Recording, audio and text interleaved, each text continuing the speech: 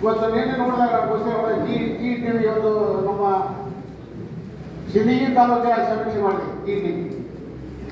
ನಾವಲ್ಲಿ ನಾವು 63% ಇದ್ದೆವು, ಕಾಂಗ್ರೆಸ್ 29% ಇದೆ, JDS 9% ಇದ್ರೆ 2% ಆಂತರಿಕ ಸಮೀಕ್ಷೆ ಜಿ ಟಿವಿ.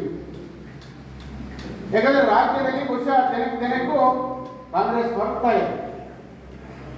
ಯಾಕಂದ್ರೆ ಸಾಲದ ರೂಪದಲ್ಲಿ ಮತ್ತು ನಮ್ಮ ಕರ್ನಾಟಕ ಸರ್ಕಾರ ಬಿದ್ದಿದೆ. ಈ ವರ್ಷ ಮೊನ್ನೆ 4,48 ಕೋಟಿ ಬಜೆಟ್ ಅನ್ನು ಸ್ವಲ್ಪ ಮುಖ್ಯಮಂತ್ರಿಯಾದ ಸಿದ್ದರಾಮಯ್ಯ ಮಂಡಿಸಿದ್ದಾರೆ. ಆ ಬಜೆಟ್ ನಲ್ಲಿ ಅವರು ತೆಗೆದುಕೊಂಡಂತ ಸಾಲ ಯಾಕಂದ್ರೆ 1,32,000 ಕೋಟಿ ಸಾಲ ತೆಗೆದುಕೊಂಡರು.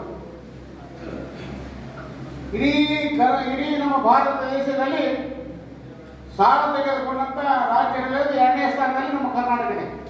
ಅತಿ ಹೆಚ್ಚು ಸಾಲ ಮಾಡಿದಂತ ರಾಜ್ಯ ಅಂದ್ರೆ 2ನೇ ಸ್ಥಾನದಲ್ಲಿರುವಂತ ಕರ್ನಾಟಕ. ಇಂತಹ ಸಂದರ್ಭದಲ್ಲಿ ನಾವೆಲ್ಲ ವಿಶೇಷವಾಗಿ ಅವೈಜ್ಞಾನಿಕವಾದಂತ ಗ್ಯಾರಂಟಿಗಳಿಂದ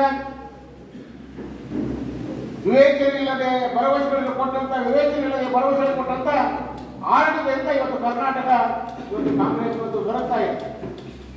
ಇವತ್ತು ಭ್ರಷ್ಟಾಚಾರ ಮುಂದಿದೆ.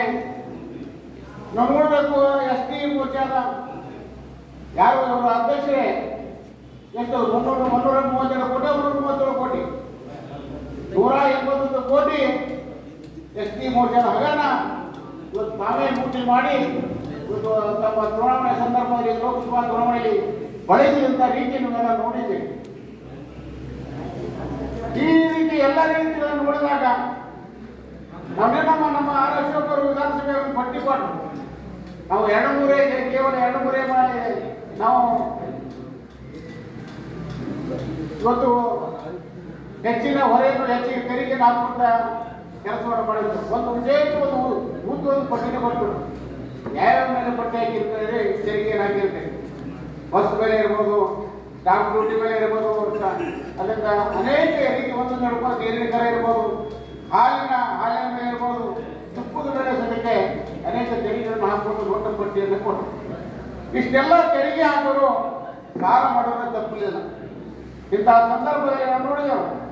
ಇವತ್ತು ನಮ್ಮ ಸ್ಥಳೀಯ ಶಾಸಕರು ಇವತ್ತು ಹಾಕ್ತಾರೆ ತಮ್ಮ ಪೋಸ್ಟ್ ಕೇವಲ 3 ಕಿಲೋಮೀಟರ್ ಇವತ್ತು ಬಡಾವಣೆ ಡಾಂಬರ ಮಾಡಿದ್ದು ಇವತ್ತು ತಮ್ಮ ಪೋಸ್ಟ್ ಎಲ್ಲ ಹಾಕ್ತಾರೆ. 3 ವರ್ಷ ಆಗಲಿಲ್ಲ ಅವ್ರು ಯಾವುದೂ ಡಾಂಬರ ಮಾಡ್ತಾರೆ. ಇಂತಹ ರೀತಿಯಲ್ಲಿ ವರ್ಷ ನೋಡಿದಾಗ ಇಲ್ಲಿ ಎಲ್ಲ ಪೊಲೀಸರಿಂದ ಇವತ್ತು ಪೊಲೀಸರ ಆಡಳಿತದಿಂದ ನಮ್ಮ ಕಾರ್ಯಕರ್ತರ ಮೇಲೆ ದೌರ್ಜನ್ಯ ನಡೀತಾ ಇದೆ. ಯಾರೋ ಒಂದು ಪೋಸ್ಟ್ ಬಿಟ್ಟರೆ, ಸಾಮಾಜಿಕ ಪೋಸ್ಟ್ ಬಿಟ್ರೆ ಅವ್ರನ್ನ ಕರೀತಾರೆ. ಕರೆದು ಆ CPI ಇರ್ಬೋದು, ಪೊಲೀಸ್ PSI ಇರ್ಬೋದು, DA ಶಾಸಕರು ಏನೋ ಹಾಕ್ಕೊಂಡು ಕೂತ್ಕೊತಾರೆ.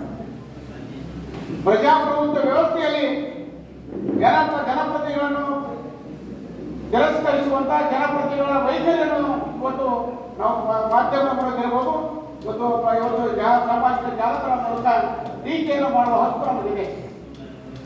ಮಾಡದೇ ಒಂದು ರೀತಿಯಲ್ಲಿ ಶಾಸಕರ ವಿರೋಧವನ್ನು ಮಾಡುವಂತ ಸಹಿಸಿಕೊಳ್ಳುವಂತ ಶಕ್ತಿ ಅವರಲ್ಲಿಲ್ಲ. ಅದಕ್ಕಾಗಿ ಇಂತಹ ಸಂದರ್ಭದಲ್ಲಿ ನಾವು ಬೂತ್ ಮಟ್ಟದಲ್ಲಿ ಹೆಚ್ಚು ಸಶಕ್ತರಾಗಿ ನಾವು ಏನು ಕಳೆದನ್ನೆಲ್ಲ ನೋಡೋದು ಗೊತ್ತಾಗ ಇವೆಲ್ಲ ಬಂದಿದ್ದೀವಿ. ಯಾವ ಬೂತಿನ ನಾವು ಕಡಿಮೆವು ಹೋಸಲ ಅವರೇ ಗೊತ್ತಾದ್ರು ನಾವು ಯಾವ ಬೂತಿನ ಕಡಿಮೆ ಆ ಬೂತ್ಗಳನ್ನು ನಾವು ಇವತ್ತು ವಿಶಿಷ್ಟವಾಗಿ ಗುರುತಿಸಿ ಆ ಬೂತ್ಗಳನ್ನು ಸಶಕ್ತ ಮಾಡುವಂತ ಕೆಲಸ ನಾವು ಇವೆಲ್ಲ ಕೂಡಿ ಮಾಡಬೇಕಾಗ್ತದೆ. ಈಗ ಉದಾಹರಣೆ ಇವತ್ತು ಗಡಿಯಾರ ಗ್ರಾಮ ನಮಗೆ 9 ನೀರು ಇವತ್ತು ಕಾಂಗ್ರೆಸ್ ಕೊಟ್ಟು ನಾವು ಗಡಿಯಾರ ಗ್ರಾಮದಲ್ಲಿ ನಾವು ಏನು ಮಾಡಬೇಕು, ಯಾವ ರೀತಿ ಹೆಚ್ಚಿನ ಬೂತ್ಗಳನ್ನು ಸಶಕ್ತ ಮಾಡಬೇಕು, ಅಲ್ಲಿ ಯಾವ ಸಮಾಜವನ್ನು ಭೇಟಿ ಆಗಬೇಕು, ಯಾವ ನಾಯಕರನ್ನು ಭೇಟಿ ಆಗಬೇಕು, ಈ ರೀತಿ ನಾವು ಹೊರಗೆ ಹಚ್ಚಿ ಆ ಬೂತನ್ನು ಗ್ರಾಮವನ್ನು ಸಶಕ್ತ ಮಾಡುವಂತ ಕೆಲಸ ನಾವು ಮಾಡಬೇಕಾಗಿದೆ. ಇಂತಹ ಸಂದರ್ಭದಲ್ಲಿ ಹೆಚ್ಚು ಮಾತನಾಡದೆ ಇವತ್ತು ಹಿರಿಯರು ಇವತ್ತು ನಮ್ಮ DL2 ಕಾರ್ಯಾಗಾರ ನಡೆಸಿಕೊಡ್ತಾ ಇದ್ದಾರೆ. ಅದಕ್ಕಾಗಿ ನೀವೆಲ್ಲ ಬಹಳ DL2 ತಪ್ಪಿಸ್ಕೊಳ್ಳೋದು